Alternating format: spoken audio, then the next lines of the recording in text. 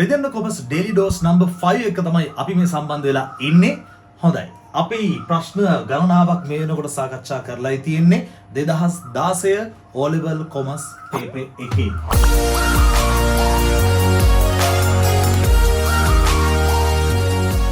ප්‍රශ්න අංක 11ක් සාකච්ඡා කරලා තිනවා. දැන් අපි ඉන්නේ 12 වෙනි ප්‍රශ්නයට. හොඳයි. භාණ්ඩ ප්‍රවාහනය කරන විශාල නෞකාවකට අදාළ මූලිකාංග සඳහා නිදසුන් දැක්වෙන පිළිතුර තෝරන්නලු. හරි. ඔයා දන්නවා දැන් අපේ සිලබස් එකේ මේ O level පාස් පේපර් එකේ අපි ප්‍රශ්න සාකච්ඡා කරන ගමන් ඉන්නේ. එතකොට සම්පූර්ණ විෂය නිර්දේශයම ආවරණය වෙන විදිහට තමයි ඒතර මේ පේපරේ හැදෙන්නේ. එතකොට දැන් මේ පාඩම හැදිලා තියෙන්නේ මේ ප්‍රශ්නේ හැදිලා තියෙන්නේ වෙළඳාම සහ උපකාරක සේවා කියන පාඩමේ ප්‍රවාහනය කොටසේ. හොඳයි. ප්‍රශ්න අංක 12. භාණ්ඩ ප්‍රවාහනය කරන විශාල නෞකාවකට අදාළ මූලිකාංග සඳහා නිදසුන් පහත දැක්වේ. ඔයාලට මතකයි ප්‍රවාහන මූලිකාංග අපිට 4ක් හම්බ වෙනවා. ප්‍රවාහන මූලිකාංග 4ක් අපිට හම්බ වෙනවා. අපි මේ ප්‍රවාහන මූලිකාංග 4 නම් කරගෙන යමුකෝ.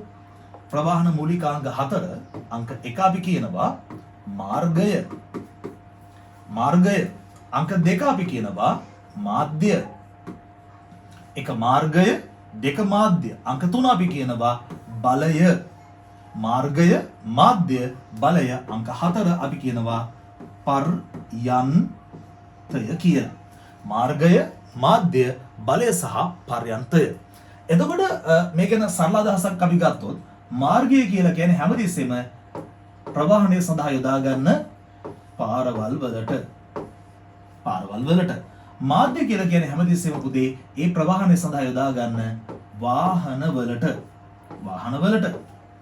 ඊට පස්සේ බලය කියලා කියන්නේ ඒ වාහන බල ගන්වන්න යොදා ගන්න බල ශක්ති ප්‍රභවය.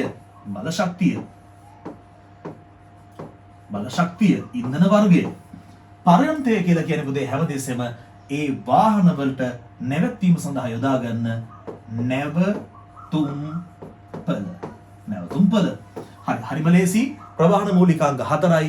මාර්ගය, මාධ්‍ය, බලය, පර්යන්තය. මාර්ගය කියන්නේ පාරවල් වලට, මාධ්‍ය කියලා කියන්නේ වාහන වලට, බලය කියන්නේ බල ශක්තියට, පර්යන්තය කියලා කියන්නේ නැවතුම්පලට. හොඳයි. දැන් මෙයා අපෙන් අහන්නේ භාණ්ඩ ප්‍රවාහනය කරන විශාල නෞකාවක් සම්බන්ධයෙන් ප්‍රවාහන මූලිකාංග ටිකනේ. ප්‍රවාහන මූලිකාංග ටික. එහෙනම් බලමු මාර්ගය. හරිම ලේසි. මාර්ගයේ විදිහට එන්න ඕනේ මොකක්ද? මොනවාද? ජල මාර්ග. ඊට පස්සේ එතන පළවෙනි උත්තරේ එන්න ඕනේ ජල මාර්ග කියලා උත්තරයක්. ඊට පස්සේ මාධ්‍ය කියලා කියන්නේ නෞකාවනේ. නැව නැත්නම් නෞකාව. ඊට පස්සේ මේ සඳහා බලය විදිහට යොදාගන්නේ අපි මතක තියාගන්න හැමතිස්සෙම මේ වගේ බර වාහන ටිකක් ප්‍රමාණයෙන් වැඩි වාහන ධාවනය කරන්න යොදාගන්න අපි යොදාගන්න ඉන්ධන වර්ගය තමයි ඩීසල් කියන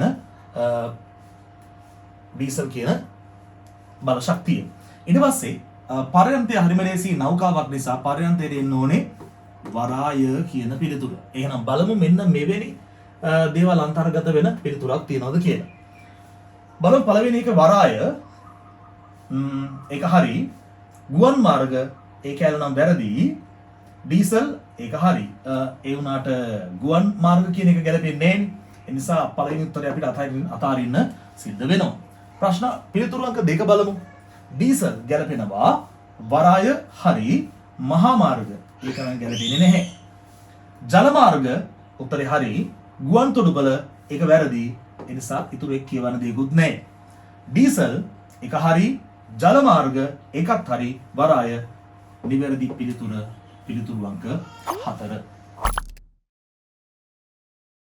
අපි දැන් යනවා ප්‍රශ්න අංක 13. අද දවසේ ඩේලි ඩෝස් එකේ අවසාන ප්‍රශ්නය ප්‍රශ්න අංක 13. බලමු ප්‍රශ්නය මොකක්ද කියලා. පහත දැක්වෙන්නේ වෙළඳාමක් සිදු වූ අවස්ථා කිහිපයකි. වෙළඳාමක් සිද්ධ වෙච්ච අවස්ථාවක්. වෙළඳාම සහ උපකාරක සේවා පාඩමේ කලින් ප්‍රශ්න ටික හැදුනේ උපකාරක සේවා ආශ්‍රයෙන් මම හිතන්නේ මේක හදලා තියෙන්නේ වෙළඳාම කොටසේ. බලමු. A. දන්සලක් දීම සඳහා සුනිල් සහල් කිලෝග්‍රෑම් 200ක් මිලදී ගැනීම. කිලෝග්‍රෑම් ප්‍රමාණය වැඩි. බැලූ බැල්මට පේන්නේ මේක නිකන් තොග වෙළඳාමක් වගේ. හැබැයි සුනිල් මේක අරගෙන තියෙන්නේ මොකක් සඳහාද? නැවත විකුණන්නද? නැහැ. එහෙනම් මොකටද? අවසන් පරිභෝජනය සඳහා. එහෙනම් මේක අනිවාර්යයෙන්ම සිල්ලර වෙළඳාමක් සිද්ධ වෙච්ච අවස්ථාවක්. මේක සිල්ලර වෙළඳාමක් සිද්ධ වෙච්ච අවස්ථාවක්. බලමු අංක 2B. බේකරි හිමියෙකු වූ ධනපාල සිය බේකරි නිෂ්පාදන ආපන ශාලාවලට විකිණීම. බේකරි හිමියෙකු වූ ධනපාල තමන්ගේ බේකරි නිෂ්පාදනයක පාම් බනිස් වගේ දේවල් ආපන ශාලාවලට විකුණලා. ඒ කියන්නේ නැවත විකිණීම සඳහා නේද වෙළඳාම කරලා තියෙන්නේ. එහෙනම් අන්න ඒ වෙළඳාම මොන වෙළඳාමක්ද මෙතන තියෙන්නේ? තොග වෙළඳාමක්. A සිල්ලර වෙළඳාමක්, B තොග වෙළඳාමක්. යමු C කොටසට. ගඩොල් නිෂ්පාදකයෙකු විසින් ගඩොල් 5000ක් ඇයගේම නිවස ඉදි කරන සුජාතාට විකිණීම. එතකොට ගඩොල් නිෂ්පාදකයෙන් තමන්ගේ ගේ හදාගන්න ගඩොල් 5000ක් මිලදී අරගත්තලු සුජාතා කියන කාන්තාව ගඩොල් නිෂ්පාදකයෙක්ගෙන් එයාගේම ගේ හදාගන්න ගඩොල් 5000ක් මිලදී අරගෙන. ඒ කියන්නේ ඒකේ අවසන් පරිභෝජනය සඳහා. එහෙනම් ඒකත් මොන වෙළඳාමක්ද? සිල්ලර වෙළඳාමක්. හරි, මම හිතන්නේ දැන් නම් මේකෙන් අහන ඕන ප්‍රශ්නෙට අපිට උත්තර දෙන්න පුළුවන්. බලමු ප්‍රශ්නේ. ඉහත වෙළඳාම් අතරින් සිල්ලර වෙළඳාමට අයත් වන්නේ. සිල්ලර වෙළඳාම් අවස්ථා දෙකයි තිබ්බේ. A සහ C කියන උත්තරේ. බලමු A හා C කියලා උත්තරයක් තියෙනවද? ඔව් තියෙනවා. පිළිතුරු අංක 2. පිළිතුරු අංක 2. එහෙනම් මේ ප්‍රශ්නය නිර්මාණය වෙලා තිබේ වෙළඳාම කියන කොටස ආශ්‍රිතව. නැවතත් අපි හම්බෙනවා daily dose number 6 එක.